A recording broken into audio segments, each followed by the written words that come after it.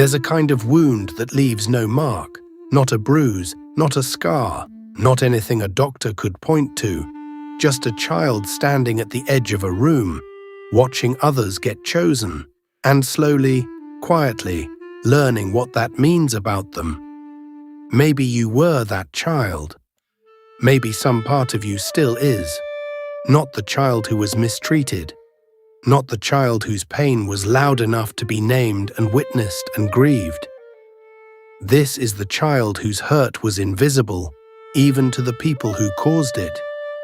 The child who was passed over for the team, who wasn't the one a parent's face lit up for, who sat next to someone all year and was still the last to be invited, who learned before they had words for it that they were not quite the one people ran toward. And here's what I want you to understand before we go any further. That experience, quiet, ordinary, unremarkable, is one of the most quietly devastating things a childhood can contain.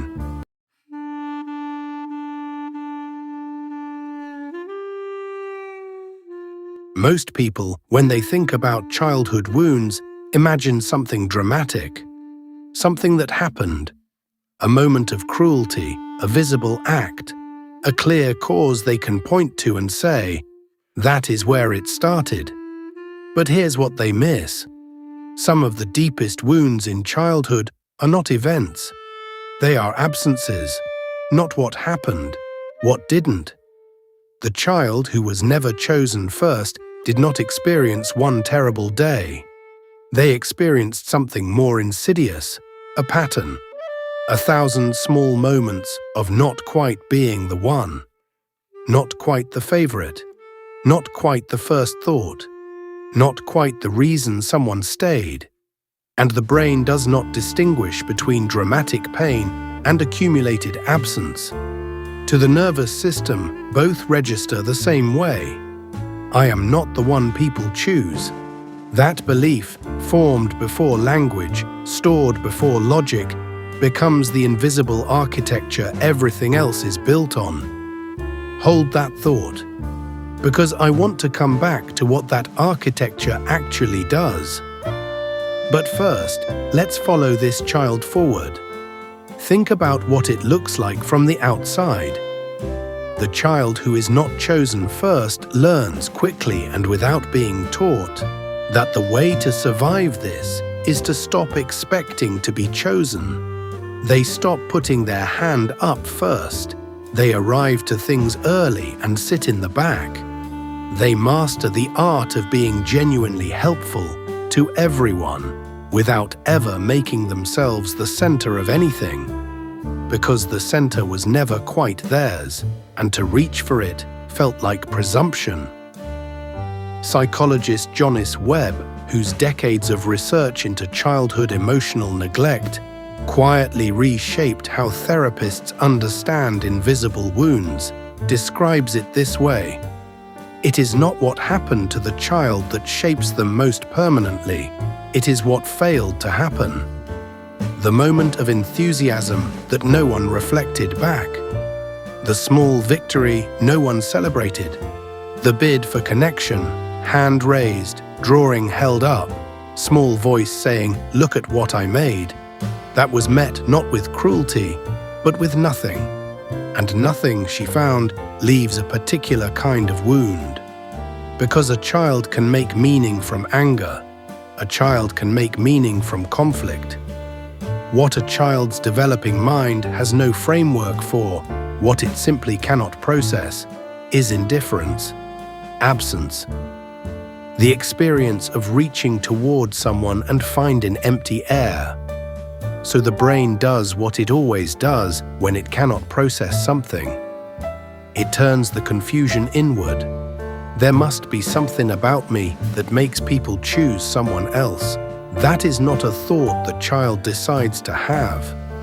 That is the conclusion a nervous system reaches when it runs out of other explanations.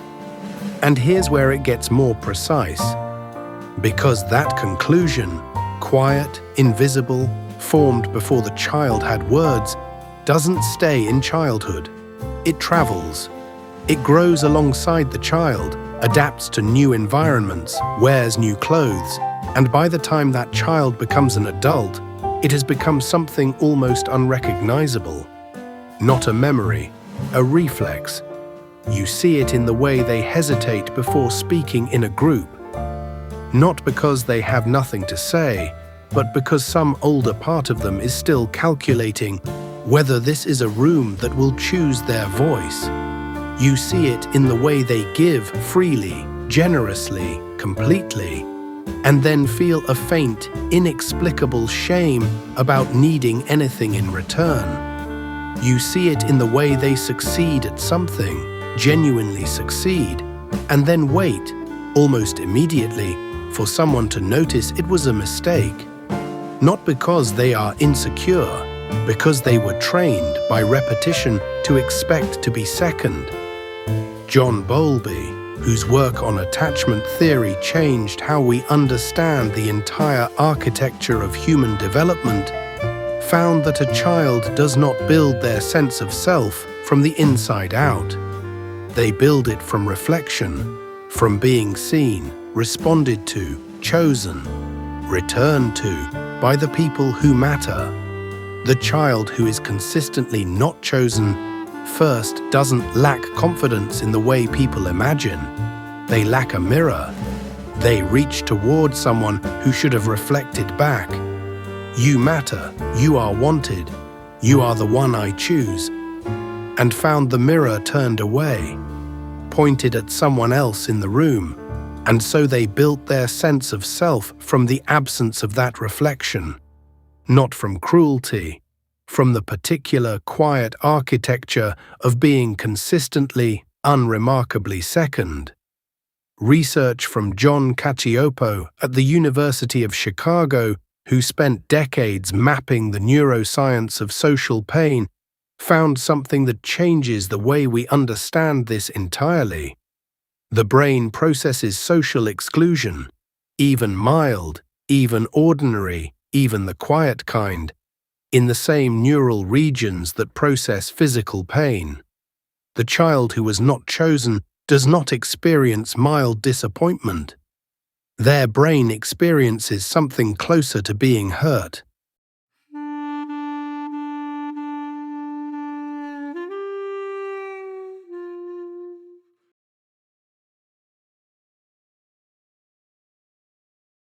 And when that experience repeats, across years, across rooms, across the small daily moments where someone else was the first thought, the nervous system stops registering it as an event and starts registering it as a fact. This is simply how it is for me. Now here's what I promise to come back to. Because underneath all of this, underneath the hesitation, the overgiving, the quiet way they position themselves at the edge of rooms they could occupy fully, something else has been building. Something the people who were always chosen first will spend their whole lives never developing. Hold that. Because this is where it gets interesting. Here's the thing most people who lived this never hear. By the time you have spent years at the edge of rooms, watching the center, learning to read who matters to whom and why, by the time you have decoded more social environments than most people will ever need to, you have built something extraordinary. Not compensation, not a consolation prize, a capacity. The child who was never chosen first became, almost without noticing, one of the most perceptive people in any room they enter. Because when you are not at the center, you watch the center. You learn to read what people need before they ask for it. You develop a sensitivity to the emotional temperature of a room that people who are always chosen, who never had to decode, who never had to calibrate, simply never had cause to build. And here is the paradox at the center of this story. The child who was never chosen became the adult who chooses others. With a depth, a consistency, and a genuine attention, that most people will go their entire lives without receiving. They became the one who remembers, the one who shows up, the one who makes people feel, sometimes for the first time, genuinely seen. Not because they were trained to, but because they know from the inside what the absence of that feels like. The wound did not disappear. It became a lens. And through that lens, they offer something rare, something real, something that the world, in all its noise and performance and surface-level attention, desperately needs. That is not a small thing. But here's what the child who was never chosen first did not know. By the time someone finally reaches them, really reaches them, sees them, chooses them, something complicated happens.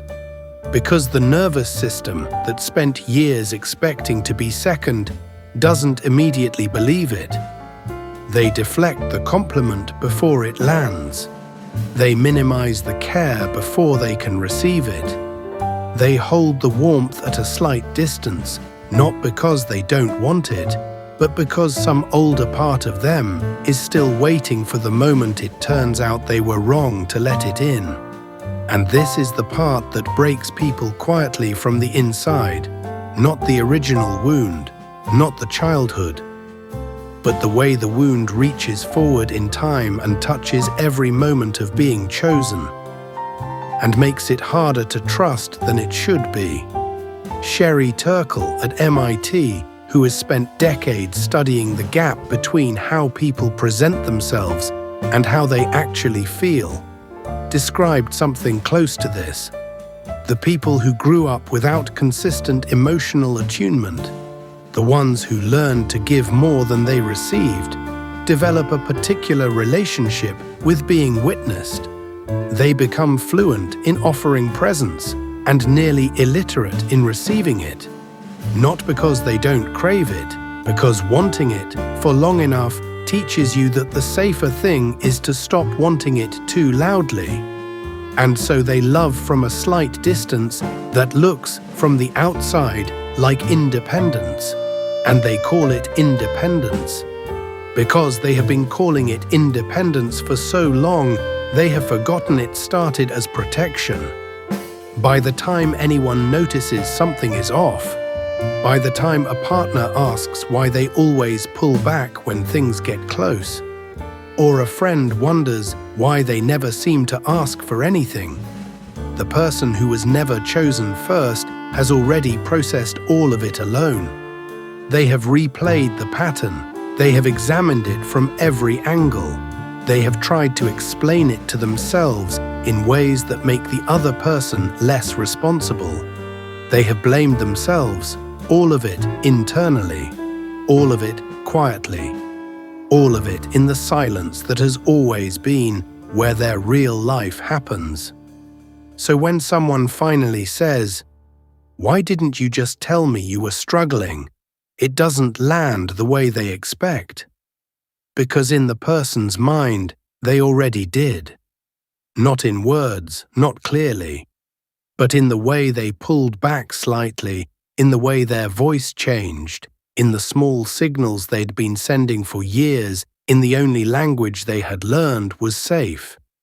And when those signals go unnoticed, as they always had, as they learned long ago they always would, they stop sending them, not in anger, not even in sadness.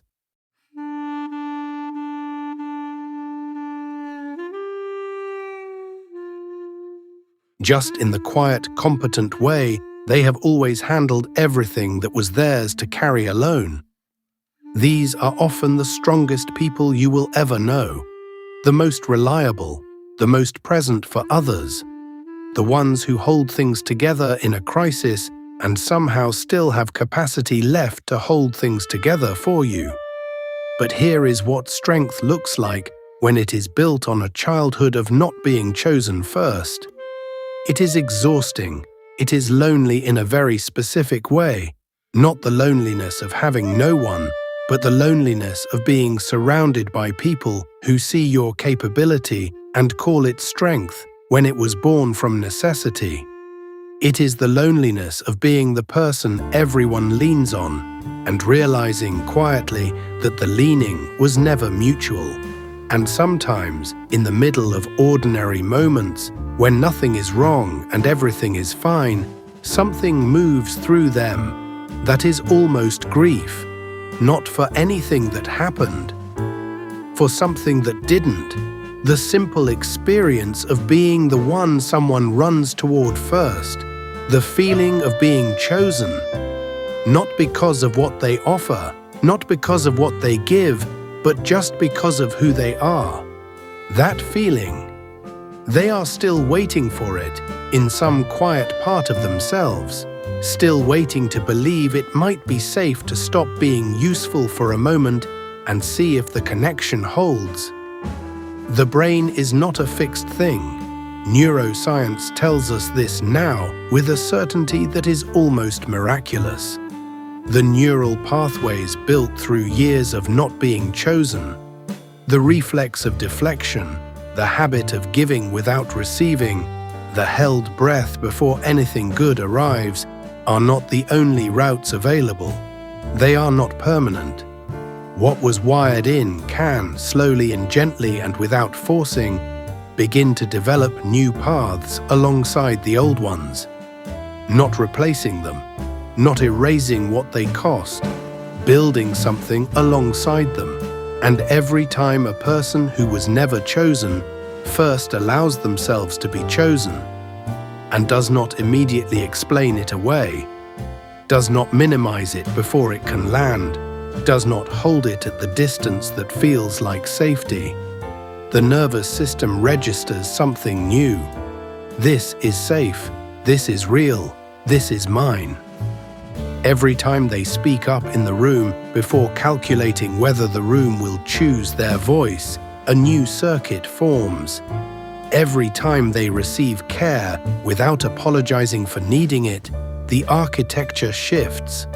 Every time they say, quietly, simply, to themselves or to someone else, "I needed that," something that has been waiting a very long time gets to rest. Not overnight, not all at once, but gradually, gently, in the way all real things heal.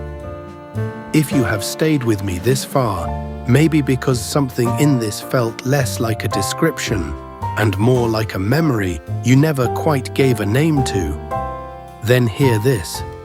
You were not unchosen because you were less. You were unchosen because the people around you were not paying close enough attention. That is their limitation. That was never your verdict. The child who learned to wait at the edge of rooms was not wrong to wait. They were doing the only thing available to them with the materials they had been given. They were surviving something that should not have been theirs to survive alone. And the strength that came from that, the perception, the presence, the extraordinary capacity to make others feel genuinely seen, is real. It is yours. It was not a consolation prize for what you didn't receive. It is what you built with what you were given. You are allowed to be chosen now, not because you earned it, not because you finally gave enough, helped enough, stayed reliable enough through enough difficult moments, simply because you exist, simply because you are here. The child who was never chosen first was never the problem. They were simply surrounded by people who didn't know what they were looking at. And the most courageous thing they will ever do, braver than all the strength, braver than all the holding together, is to stay still long enough to let someone actually see them, without shrinking, without explaining it away, without waiting for the catch, because you were always worth choosing first. Someone just forgot to tell you.